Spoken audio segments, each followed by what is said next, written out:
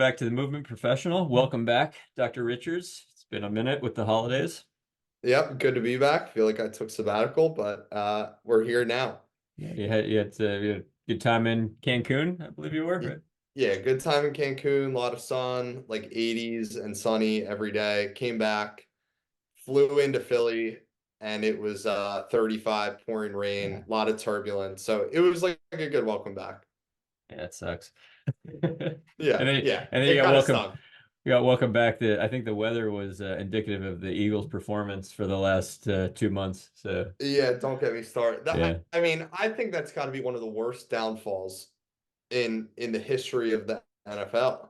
Like, absolutely. This being an Eagles fan this year was absolutely exhausting.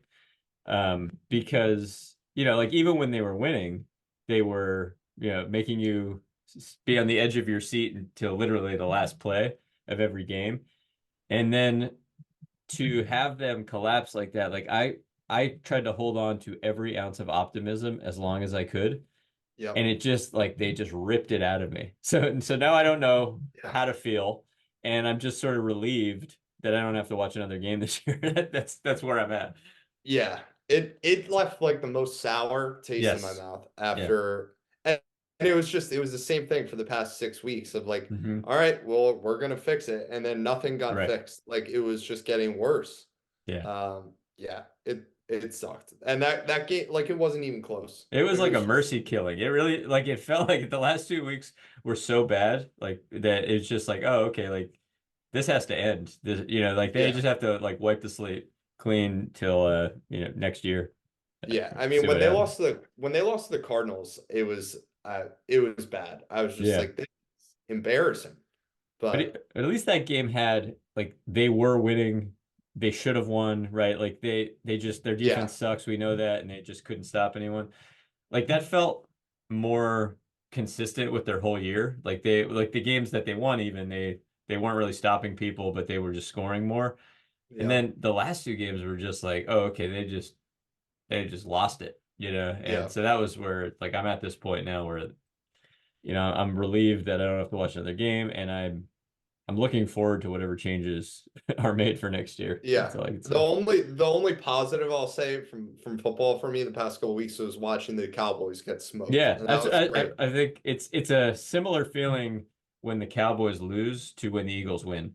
Yeah. So I felt almost elated after watching that Yeah. that beatdown, and then And I then was thinking maybe that would turn things around for the Eagles because I felt like the Eagles had won watching the Cowboys lose, but then they brought my mood right back down the next day. yeah, nothing happened. So So yeah, I'm it is excited what to it is. not watch them for a little Yeah. bit. Yeah. Anyway, so let's move on to our movement discussions. So today we're going to discuss the core and all things related, mostly misconceptions probably about what the core is, what kind of is discussed around the term the core, and also just giving several definitions that may work depending on the situation at hand, and how we can think about the core. I know like it's almost become a dirty word in what the people that we listen to and some of the professionals that really understand movement and talk about movement, is that like the term has become so bastardized that they don't like it anymore, right? And I think you can go that route with it because the way that people talk about it, it gets confusing, and it's often overly simplified to the point where it's like, all right, like I don't even like that word, I don't want to hear it anymore. Or you can just Yeah. have a discussion where we understand it from a very general perspective, and have a way of sort of being flexible with our terminology so that we can kind of fit it into maybe a term that somebody already knows, but then add some context to it. So hopefully that's what this discussion will do today. Yep. So, what is your working definition of a core, not to of the core, not to put you on a spot because we'll talk Yeah. about different things, but do you have anything that you broadly think of when you think of the core? Yeah, the way I kind of think about it from a very broad perspective is you have your pelvis, like your hips, you have your rib cage on top, and I kind of think of the core as everything that happens between that. Yeah. um, or is attached between that. That's from a very broad perspective what I'm thinking of. Hmm. And I know there's more than just muscles attached there, especially internally. But yeah, that's where I start. What about you? Yeah, and I think the key for me at this point is to have the broadest possible definition of it. So at one point in my life, like I actually had to do uh, I had to do a presentation at Thomas Jefferson where I was teaching about core stability and connecting it to aquatic therapy. And I had to do some like research on like what that meant, right? So because I had to actually deliver a lecture.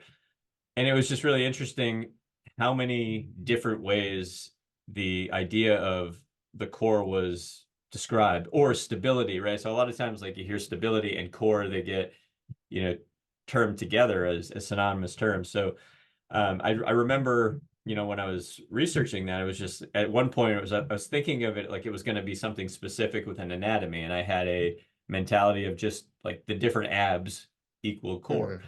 And then there was something like 28, 29 different muscles that in the textbook I was looking at that they were saying could fit into this definition of the core. But the term that really stuck with me and still does is a functional unit. So the idea is that it's not anatomy per se, it's a functional unit. And Hmm.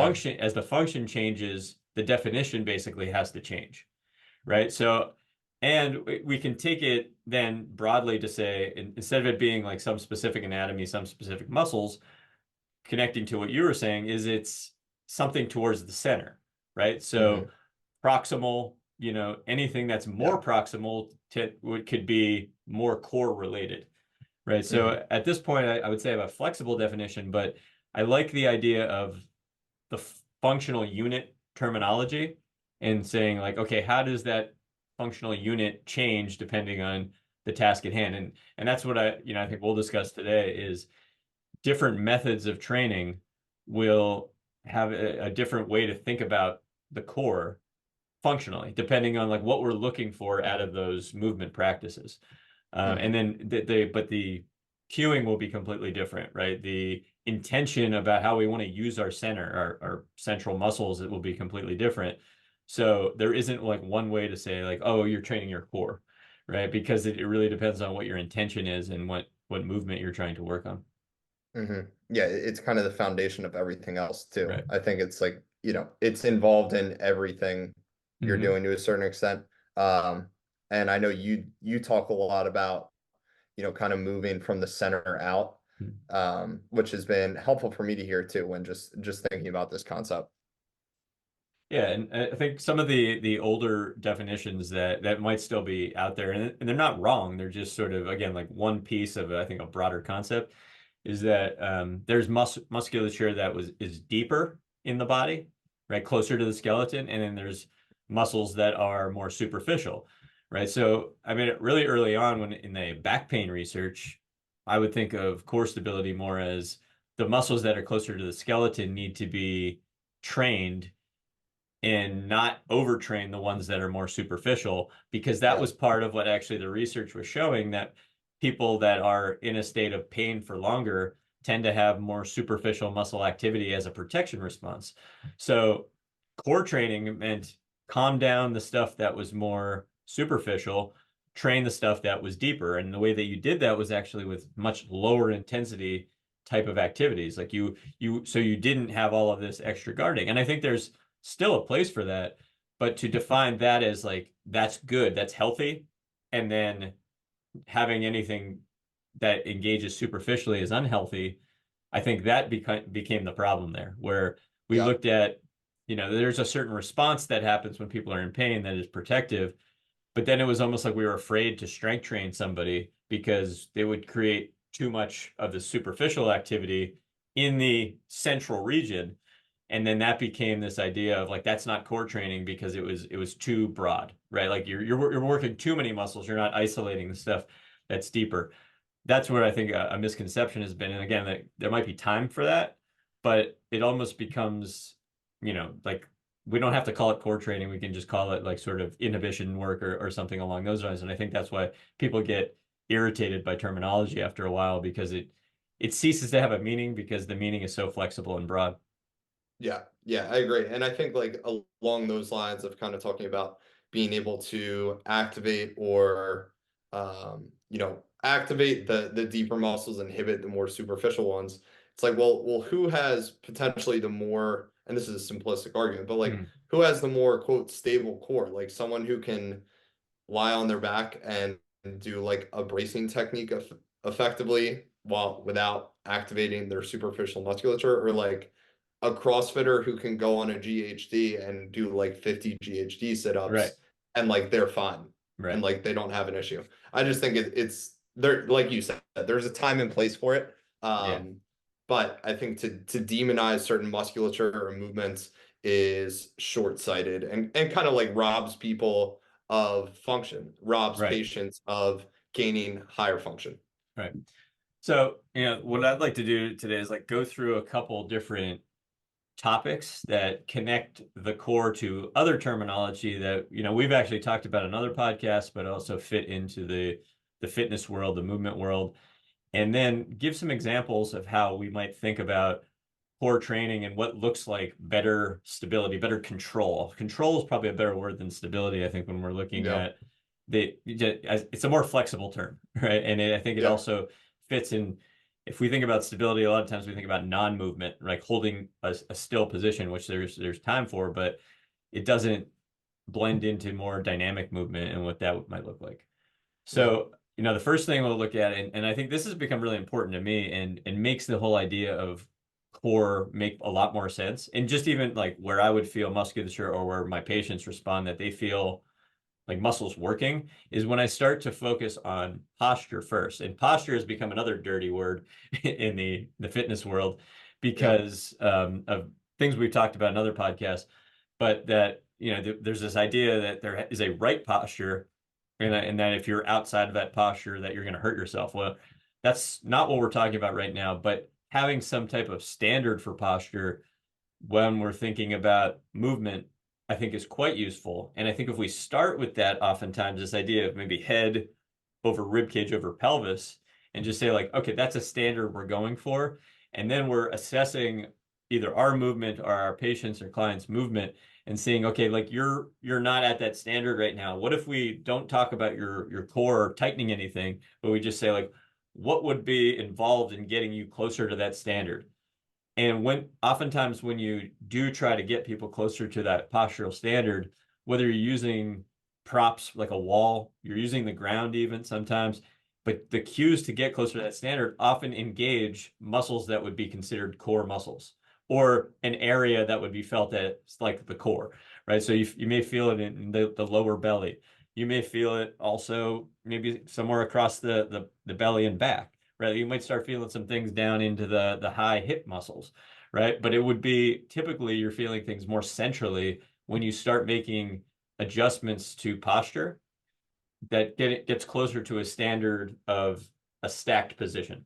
So I think Mhm. that's been really big for me of late is just not to look at things like muscle engagement is the starting point, but look at it as position is the starting point, and then sometimes muscle cues become helpful to get people into better positions, but the intention is the position.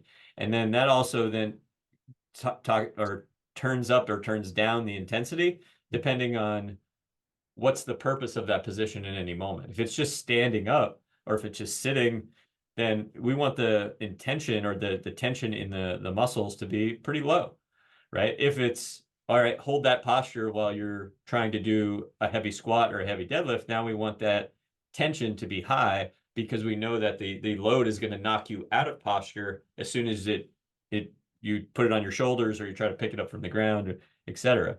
So the position to me, it takes the precedent before we start thinking about like Mhm. core as muscle. Yeah, I agree. I think the follow-up to the position point is a lot of times like you mentioned, if you put someone in a position that is kind of within the bandwidth of what you're looking for, whatever that is, and this isn't necessarily as specific to the core, but in general, like if the positioning looks good and then you can check in with them and kind of say, hey, like what do you feel working here? What was challenging about that? And they're saying back to you kind of what you're looking for, then it's like full green light You kind of Yes. know you're finding the right spots. And I think I used to be more rigid about what that quote stacked position would look like. And I think I've started to expand my bandwidth of what feels acceptable from like a Yes. coaching standpoint, Hmm. because there's going to be people that, you know, if we're looking at like squats, for example, are going to squat with a lot bigger arch and they're going to feel fine with it. Right. And they're still going to potentially feel some abs. So I think Yeah. it's a matter of being able to find that stack position or move towards it in some way, as well as be able to move away from it. That's a key. Just like Yeah. increasing the bandwidth of your movement around your center is kind of how I think about, from a postural standpoint, what what we may want the core to be able to do. Absolutely. Yeah, and I think that's important to, you start connecting dots, right? Like, so Yeah. if you have pain in any, part of a movement, that actually to me gives me the most feedback of the most optimal position or posture for that person at that moment.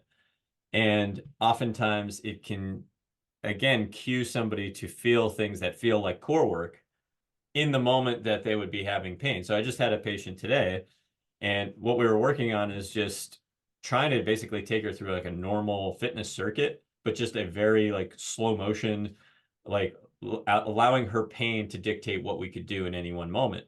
So what we Yeah. found is during, body weight squatting and during the like a body weight single leg deadlift type moving, she had an onset of right low back pain when she would initiate the movement back up from standing, or when she would initiate like on the back up from standing from the squat, and then as her leg was kicking back during the single leg deadlift motion. So we repeated that again, and this time we just said, all right, add a little bit of extra tension to your center, and that abolished the symptom in that moment. Yeah. Then we had the discussion about, all right, how much tension do you need to abolish the symptom? Is it 100% tension? Is it 20% tension? Right? So at this moment, it's figuring out what is that volume knob that you need, because the goal is to Yeah. not have to consciously think about it. But in the moment that the pain is present, then you might have to consciously think about it. So that connects posture in many ways, because as soon as the tension happened a little bit more in the center, the position changed a little bit. So especially with her squat, as I got her lower, her pain was starting at the moment where basically the tailbone would tuck under. So basically when the sacrum Okay. went from nutation toward counter nutation. So, and then on the transition back up. So it was pretty obvious to see that there was a point what that was like the pain was matching that point. But then at the same time, we could limit that range of motion, which limits that change in shape of the sacrum and pelvis at that time. Or we can just add a little bit more tension to the front so that she can still go down and sit as low as she was sitting. But as she was coming back out of that, she now had something else changing the pressure that she was feeling back there that changed the symptom. So the symptom actually gave us the most options as opposed to having just some type of like, don't ever let your tailbone tuck under type of Yeah. idea of posture, or like having some type of specific positional thing. But it connected to me all of those dots where there was a postural element, there was a pain element, which we've talked about, ad nauseum in other podcasts. And then there was, this idea of core tension, or actually using muscles, more central muscles to make change. Right. So I think that's where, like, if a symptom is present, now it's not always great for the person, but it gives everybody the most information a lot of times about, Yeah. where you might want to be. And then maybe you carry that over to a preventative type of standpoint when the pain is not there, where it's like, okay, what did it feel like, when you were in pain to stand up from there? Maybe you do that, when you're not in pain under some load, like you create a similar sensation. Hmm. Yeah, I think so. I think that also gives feedback about like in the moment that feedback is helpful, and it may give you a little insight as to what needs to be trained potentially more going forward. Absolutely. Um, just from like a capacity standpoint, local capacity standpoint. Um, yeah, I think that's what I had on that. But um No, I know we mentioned impact control as it's something we've talked a lot about in the past. It's something you've written about in your books. Where's the core kind of fit into that? And it's in part, I think, kind of an extension of what we were just talking about. Yeah, absolutely. So if like we're connecting another dot into even just that discussion about, say like the body weight squat, Yeah. depending on if we're sitting onto an actual seat, a box, or a chair, there's an impact that goes into that contact with the chair, right? So one of the ways that we can look at core control would be how hard are you landing into anything, right? If the intention is not to land really hard, like if it's a sign of a loss of control to topple into a surface, right? Like if I jump and I want to like say be light on my feet and jump up again like I'm doing a plyometric, or if I'm just trying to jump rope and be fluid with it, but my feet are making, a lot of contact with the ground and making a lot of noise with the ground, I know I'm not as efficient there. So I can look at that. Is that an ankle problem? Is that a knee problem? A lot of times you got to bring it up to the center. It becomes try to change something at the center. You're going to make the most change to the whole movement. So I would say the same thing if I'm sitting down into a chair and I'm sitting hard, the first thing I want to look at is maybe what's going on in my center. Now, sometimes that's a weight shifting game to say, Mm, okay, there's no possible, I don't care how strong I am, there's no possible way I could sit slow here because all my weight is back and I'm basically just falling backwards. But even in the weight shifting game, there's usually some type of control of your center. So if you teach someone, for instance, to hip hinge a little bit more, reach their arms forward a little bit more, that brings the head and the shoulders forward to counterbalance the hips going back. And that allows for a more graceful descent. That's even you're stabilizing your middle by doing that, right? Like you're not losing your shape, you're not overextending, you're not over rounding, you're sort of creating an elongation, which is another way that sometimes we can look at what we would want to get out of a proximal to distal stability. Like the cueing might be try to elongate the spine, right? Like we've heard that for posture too, is the crown of the head moves up, the tailbone moves down, but that there's this sense of elongation through the spine, which connects that functional unit, right? Because a lot of times we don't want one part of the spine to move differently from the other part of the spine. That would be oftentimes a loss of control, especially if that's not the intention, right? So in the case where we're looking at impact control, a lot of times we would cue something that changes weight shifting, but it also may change the way that we use our middle, the way we use uh, that functional unit. yeah. When you were talking about jumping and landing, like how does that, what do those cues look like for you, or what are you typically looking at? Right, so it depends on where we're going with that, and I think Yeah. like if we're doing more of like a pogo jump or Hmm. a skipping rope, a lot of Yeah. times I'm going to start with let me look at somebody's standing posture. Like let me look at what they think of when they just hop without any rope, without anything. Like do they have any awareness of what the position is of their head, shoulders, and hips? Yeah. And a lot of times people don't, right? So because Yeah. they just think of jumping as like I got to get the feet off the ground and then they have to get back onto the ground. So I'm starting with posture, which again just goes back to what we were just talking about, will change what's going on from a muscle tension in the from the center out standpoint. And then I wanted to see what's the elasticity of like a little bit of a bounce through there, right? Hmm. So if the landing is basically real heavy, then that means the next jump up is going to be slower. So Yep. one of the best cues I think for jumping or plyometric jumping or any type of rope skipping would be spend less time on the ground with every hop, right? So the less time you can spend on the ground, that's a good sign of control there. But Yeah. oftentimes you can't just tell people to do that and have them do it. I mean, it could be a good starting cue, but if the posture isn't where you want it to be, you're not going to have your body working as a whole. And Yeah. it kind of needs to work as a whole for you to get that elasticity through your tissues, right? So we need sort of stiff ankles, but in order to get stiff ankles, we have to have the hips and the knees and the core, right, for lack of a better way to say it, the center working together so that your body feels lighter and that you're also in the shape and the basically the relationship to gravity that the fluids, the guts and everything are trampolining back and forth in the way that we would want to. So the position matters way more than oftentimes like what's happening at the feet or anything that's contacting the ground. We have to think of the position as a whole first, and then we just basically make jumping an extension of that position. So, Yep. you can think, can you stand upright? Can your head be over your shoulders, over your hips? Now, can you balance on the balls of your feet there? Can you go into like a heel raise without having to bow forward, hinge forward, or totally lose that position? If you can, now can I just get off the ground a little bit and can I pogo there? So that's sort of my assessment for it. If people can't do it, then I'm using a trampoline to create that elasticity that they don't have, but trying to still keep the posture as the main focus with again, the core control connected to posture. Because if they lose the posture, a lot of times they're going to lose that, the central tension that they would be looking for there. Yeah, we've had a fair amount of ACL rehabbing athletes coming in recently.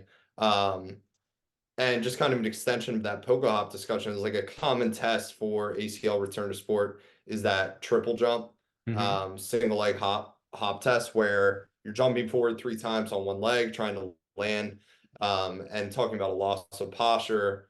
And there's things going on locally at the knee, but something you'll often see, especially on that injured side, is like when someone goes to land that third jump, their chest shoots way forward, their butt shoots way back. They kind of end up in this hinged position. And I think, to a certain extent, I've been seeing that as a loss of posture compared to, the unaffected side where someone is able to stay a little bit more upright on that landing, which would speak to more control from the center out, Yeah. As well as control at the knee. But I think it's just an extension of what you were hitting on with the pogo hops. Yeah, and I think what you see is again there you have a hierarchy maybe of movement efficiency that includes Yeah. the idea of core stability, right? So, I mean, I think there's a time for like a broad jump, for instance. The assessment for me is I want the landing to look similar to the takeoff in a way, right? Like if I'm going to take off maybe from like a hip hinged position, then I will take off. And then when I land, if I land with some control, I'm going to hit harder than I would if I was doing pogo jumps, but I don't want to fall forward. I don't want to lose my balance forward. So I'm going to try to rip my hands back, get my hips back, maybe get my head forward. Again, that connects the head hips relationship as I at least learned it in school. I don't know if you learned that same terminology, but that this idea of as your head goes forward, your hips go back. The more connected you are in your center, the more functional your unit is. As your head goes forward and your hips go back, if that happens faster, you're going to tend to have better impact control, even though you're landing a little bit harder for something like a broad jump, because the broad jump is it's a higher intensity, more powerful movement, right? So, and I think if somebody is really, really well controlled, though, like they may not have to have their head go as far forward. Like the shape will look very different depending on the control that somebody has, and also just dimensions of the human. But ultimately, like we are oftentimes looking to not move too much from the spine in our landings when we're like trying to kind of keep our hips and the muscles in the lower extremity be springy. So that idea of the functional unit I think still holds, where in the times that we're not trying to move the spine, because movement of the spine would sort of be interference from what we're trying to get from the hips and other lower extremity joints, then it's inefficient to move from there. So then that would be a loss of core stability, which also would oftentimes be a loss of posture. So that speaks to impact control, and those relationships.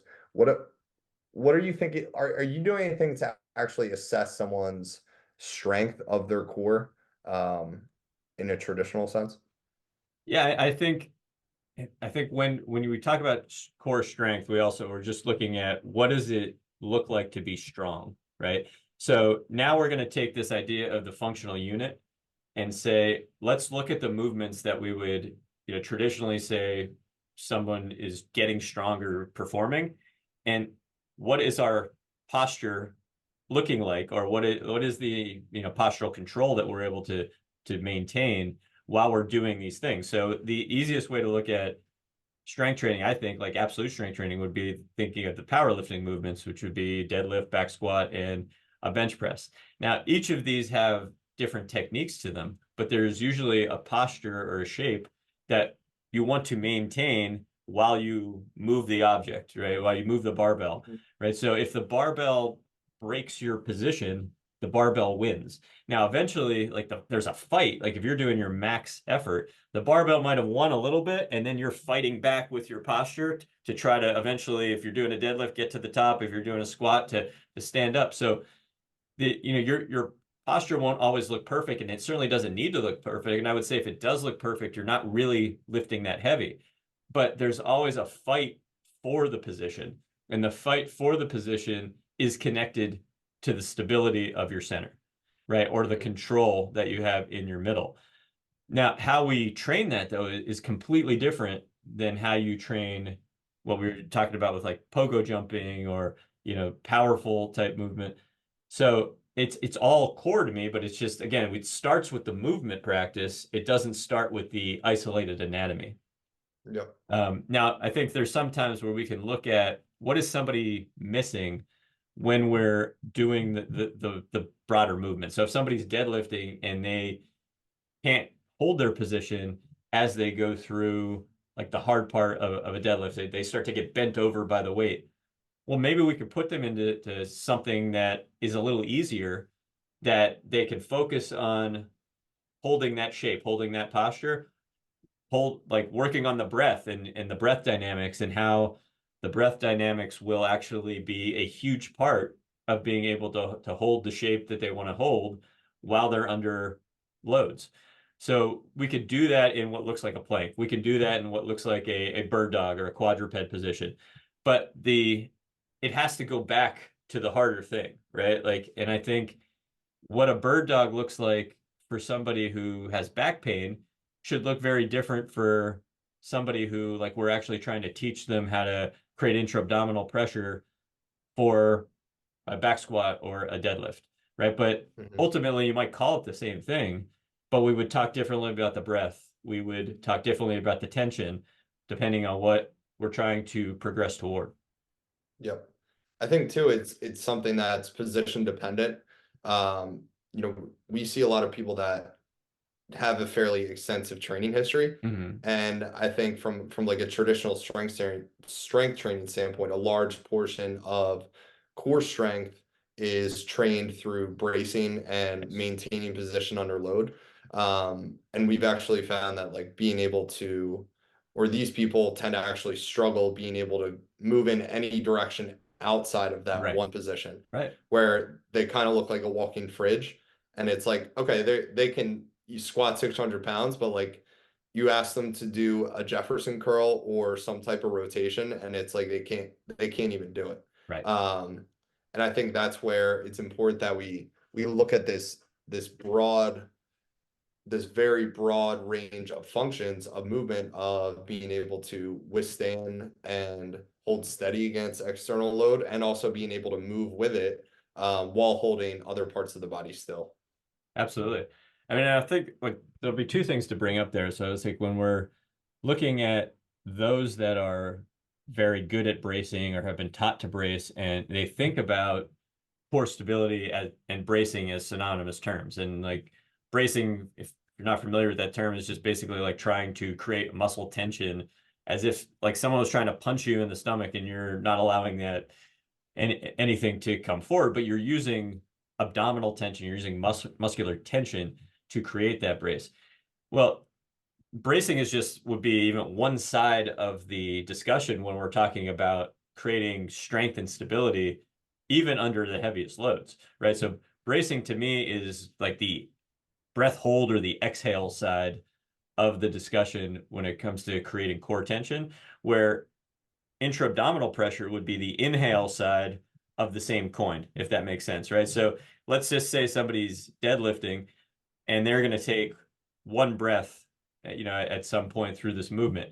During the inhale, the idea is to get fatter, right? It's to create a sense of expansion. So if you have a weight belt on, you're breathing into the belt, you're creating more expansion out into that belt. There doesn't need to be a sense of bracing or muscle tension at that moment.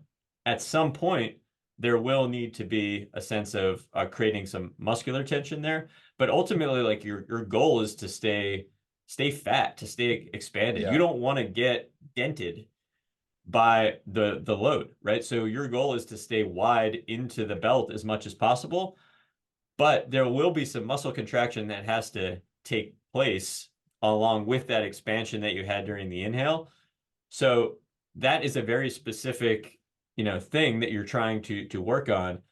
So if you take all of that challenge away and you still create that type of pressure and bracing together like you would with a heavy lift, you're going to be very unhealthy, right? Like you're creating Yeah. a system where a moment where your blood pressure is really high, most likely, Yeah. you're probably pushing close towards hernia territory.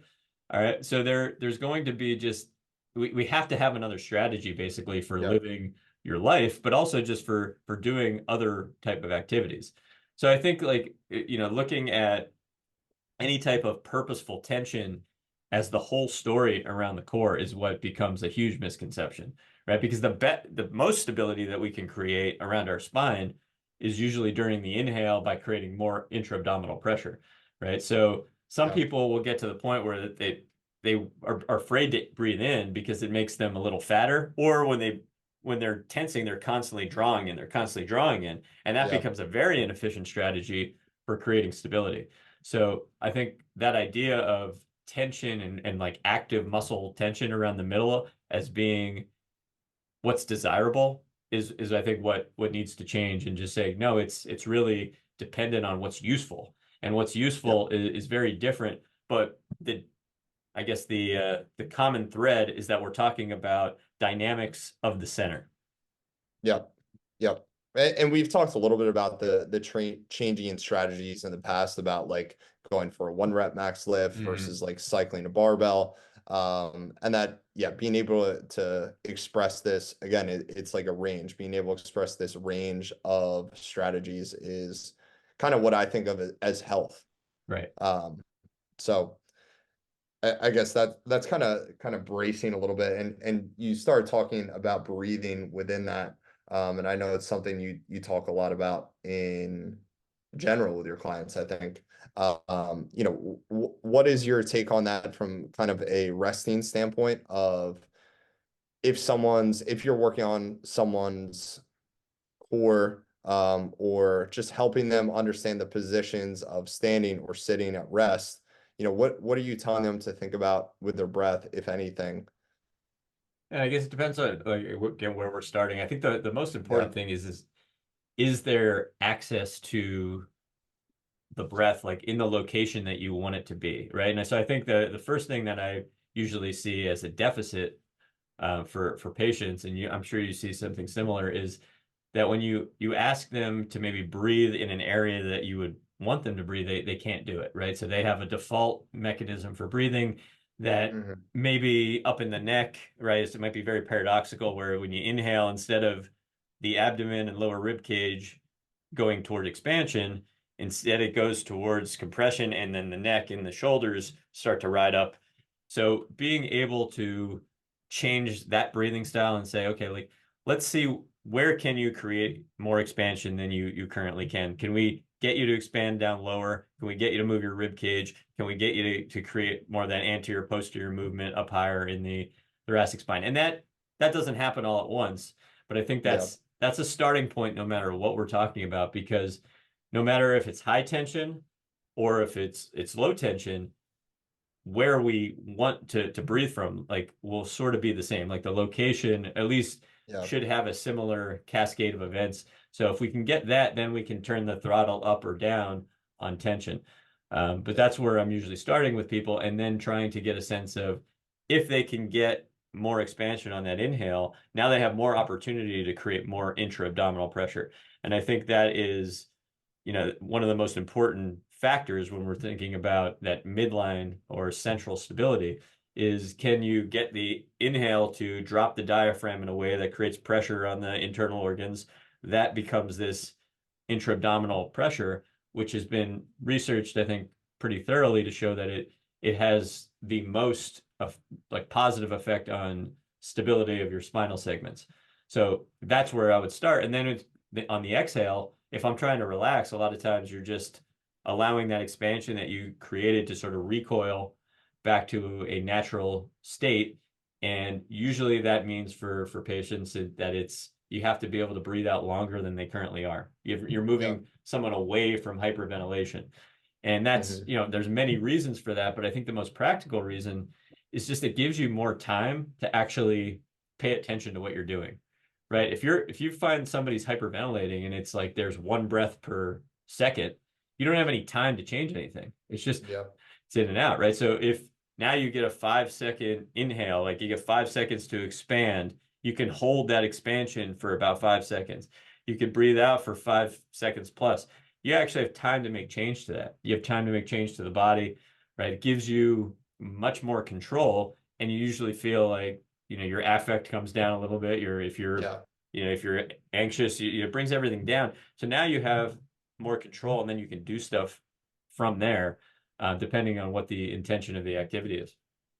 Yeah, it's almost soothing. It Yeah. it it really is soothing, and it like kind of for me, whenever I'm doing breath work like that, it kind of puts me in this flow state of like I'm just chilling. Yeah. And it's a helpful way to calm down too, outside of posture specifically. Right. And I think there's such unfortunately, like a disconnect between terms that it people will sort of poo-poo the idea of working the breath because they don't see it connected to stuff that they find important to them. But Yeah. it's like I don't know how to state this like more plain. Like it is the same thing as you would think of as core stability. It is the same thing as improving your posture. It is the same thing as improving your strength, right? Like you you cannot optimize any of those things if you're not optimizing the breath first, because it is the most central force in the body that I could think of, right? Like that you can control, right? So you're not moving a muscle externally, you're moving a muscle internally, which is creating a cascade of forces from the inside out. So if we can control that, then we can control almost anything that would have to do with that central core control that we're talking about there. So a lot of people will come in with this idea, it's like I need to train my core, or they'll come in with this idea that I hate my posture, I want to improve my posture. But as soon as you start talking about breathing, it's like you lose people because for some reason it's like, no, I'm not here to meditate. It's like, well, so and that can get frustrating, but like it is the same thing, right? Like it's just we can use different terms, but you can't separate it out in the actual functional training of it, right? So Hmm. you need the breath, you need the idea of the posture, and you can use the idea of like tension around your core. All of those together will make your movement better, make it more controlled. Yep. I feel like that comes back to where we started Yeah, of staying broad on this whole right. thing, and Exactly. that terminology is just going to pigeonhole us and potentially shut off conversations from other people. Right. Yeah, and I think that the last thing I wanted to say on the sort of the separation between like the real high tension type of core Yeah. work and something, a little bit lower tension would be like you often thinking about balance and stuff that is balance oriented. If you Yeah. are really riding on a high tension strategy, it usually does not carry over well to balance. And I've learned this in my own body, many times. Like Yeah. this stereotype a lot of times is having the power lifter go into a yoga class, right? And it's just like they're not going to be stars, Yeah. stereotypically, right? But you can certainly get better. But what you usually have to learn is to how to make it a little easier on yourself, right? So getting Yeah. into yoga, like when I started using a yoga block, it got so much easier because I was like allowing myself to relax, right? I gave myself permission to make it a little easier. And then I was able to find my breath. I was able to realize like I didn't have to hold tension. I was able to let go of tension. So in many ways, that's still core stability because the shape that you're trying to keep in a lot of different balance postures would be Yeah. some type of variation of a stacked position, head over shoulders over hips. And if you are in a better posture, you're likely in a better balance, right? So if you think about like what the word balance means, if we think about the balance that, the scales being balanced it is just not tension. There's no mechanical tension, but if my head is balanced over my shoulders, balanced over my hips, then my muscles on either side of the body should not have to work so hard because they're in balance, right? Yeah. So the posture comes first, and the better the posture is, the less I have to use any type of muscular tension to maintain my balance. So that becomes like a really good assessment or a connection to saying, okay, you're doing a lot of stuff that is high tension strength work. Let's Yeah. also have some maybe recovery stuff that incorporates balance almost just as an assessment. Like if you get Yeah. better at the stuff that incorporates balance, that it tells you that you're at least, you're balancing the books there. You're not getting too far down one rabbit hole that's, taking away from your health in another one. Yeah. I completely agree. That was well said. Yeah, so I think hopefully that discussion will, clear up some misconceptions, but also just, if you want to use the term core, use it. I Yeah. think I find myself sometimes being afraid or timid to use the word because I've been in classes that hate the term now because it's gotten so bastardized. And I think that's unfortunate sometimes because it's like, well, Yeah. my patients don't know anything about what I learned, right? They Yeah. know the term core. So now that's an opportunity actually to have a broader Yeah. discussion about what it means without, Yeah. I guess being overly, like lectury, but just to kind of get a sense of when we don't have to change our terminology. We could just broaden the definition. And I think like Yeah. hopefully with core, I think that's where I'm at with it, at least in my current experience. Yeah. I think I've gotten to that same point. And again, it's just the language it's like it's thrown around in courses and all that, but at the end of the day, it's like we're working with people who Right. they don't care about those courses. So, Right. um, I think it's always helpful to just speak the common language. Absolutely. And I think ultimately we're talking about like movement, right? Movement Yeah. is, should be, it's the word movement itself is like means being dynamic. It means like going from one point to another. So I think we need to be more dynamic with our language, right? Like and Yeah. not like try to be very static because we are, we're not going to always be doing the same thing. So if our language is very specific, a lot of times it might only be talking about one form of movement Yeah. and it not be able to carry over to the other forms of movement that are important for health. Yep. Agreed. All right, good talk. Good to have you back. Hopefully we'll Good to be be back. rolling through these, weekly or as much as we can, because I think Yeah. we have a lot to discuss still. And I'm Definitely. always very interested in what you're learning over there more than movement because you guys are doing great things. You tend to see more presentations than I think I see too. So Hmm. yeah, let's. I look forward to some discussions along what you're saying. You have a decently athletic population. Am I wrong? Yeah. Yeah. Yeah. Uh, We've been in PT and then we train a couple teams too. So cool. it's a good mix. Yeah, Yeah. so I think there's going to be some good discussions that come out of that laboratory that you got over there. That's a nice way to put it. But yeah, I'm excited. I'm excited. All right. Well, I will see you next week. Awesome. See you then.